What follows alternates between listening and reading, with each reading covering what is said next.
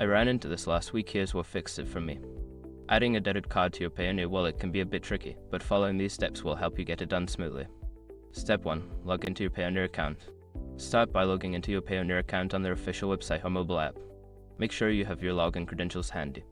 Step 2. Navigate to the settings. Once logged in, locate the settings section in the main menu. This is where you can manage your payment methods and personal information. Step 3. Select Add a debit card.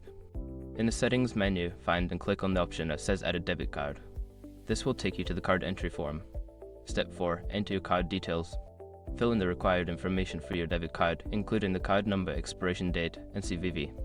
Double check for any typos to avoid errors.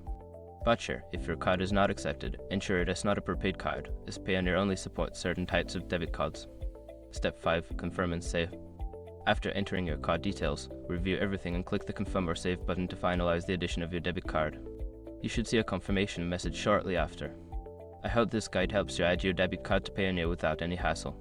If you run into any issues, feel free to reach out for more assistance.